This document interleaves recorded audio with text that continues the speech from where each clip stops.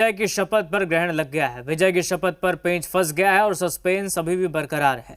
तमिलनाडु की सियासत में सबसे बड़ी पार्टी बनकर उभरे एक्टर विजय ने राज्यपाल से मिलकर सरकार बनाने का दावा तो पेश किया, लेकिन विधायकों की कमी पड़ गई। रिपोर्ट देखिए।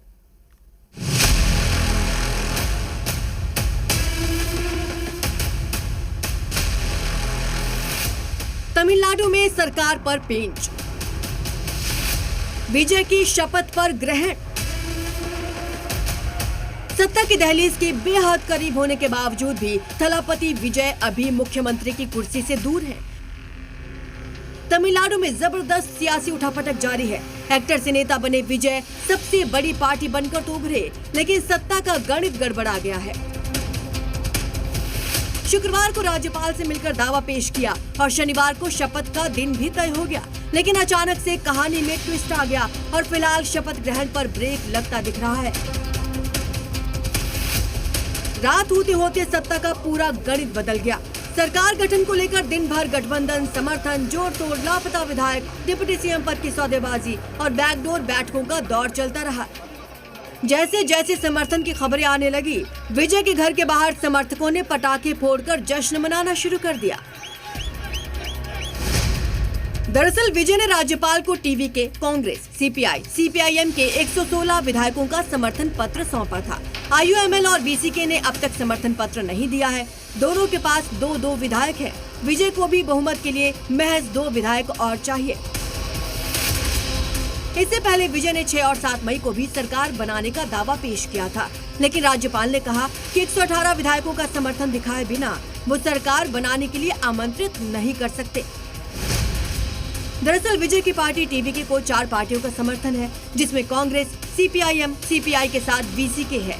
टीवीके समेत सभी सीटों को मिला लें तो सरकार बनाने के जरूरी आंकड़े 119 तक संख्या पहुंच जाती है, लेकिन ऐन वक्त पर बीसीके के 2 विधायकों का समर्थन पत्र नहीं मिल सका। दरअसल तमिलनाडु में सत्ता की चाबी अब बीसीके के हाथ में है। पूरे राजनीतिक घटनाक्रम में विदुथलाई चिरुथैगल्ली काची सबसे अहम खिलाड़ी बनकर उभरे हैं।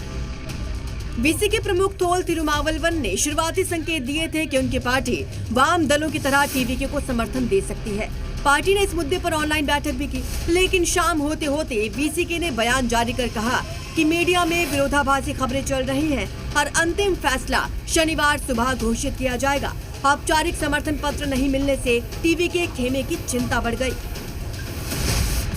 राजनीतिक गलियारों में ये चर्चा भी तेज हो गई कि बीसीके ने समर्थन के बदले थिरुमावलवन के लिए डिप्टी मुख्यमंत्री पद की मांग रखी है। सूत्रों के अनुसार टीवीके शहरी विकास मंत्रालय देने को तैयार थी, लेकिन उप मुख्यमंत्री पद को लेकर सहमति नहीं बन सकी। बताया जा रहा है कि इसी वजह से समर्थन की घोषणा में देरी हुई। वहीं दूसरी तरफ एएमएमके के महासचिव टीटीवी दिनाकरन ने टीवीके पर जो आरोप लगाए हैं, उससे मामला और बिगड़ गया है। It is a case of horse trading or forgery. It is mockery in democracy. How can he accept, even for argument's sake, how can he support a opposition MLA? How can he say I am clean? How can he give a good governance or a clean governance? Getting support from oppositions.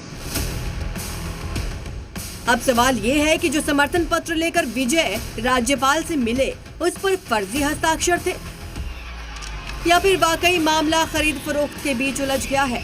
इस सियासी उलझन के बीच विजय के fans उन्हें मुख्यमंत्री देखना चाहते हैं।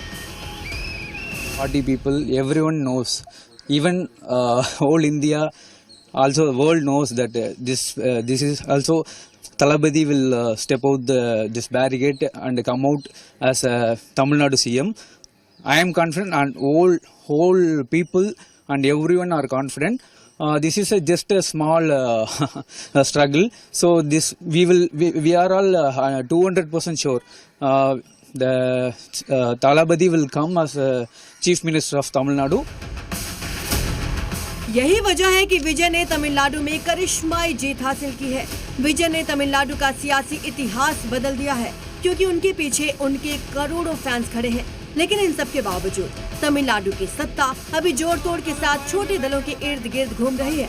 अब सभी की नजरें अगले राजनीतिक फैसलों और समर्थन घोषणाओं पर टिकी हैं। जो तय करेंगे कि तमिलनाडु की सत्ता आखिर किसके हाथ में जाएगी। ब्यूरो रिपोर्ट, जी मीडिया। और इसी के साथ इस बुलेटिन में फिलहाल इतना ही।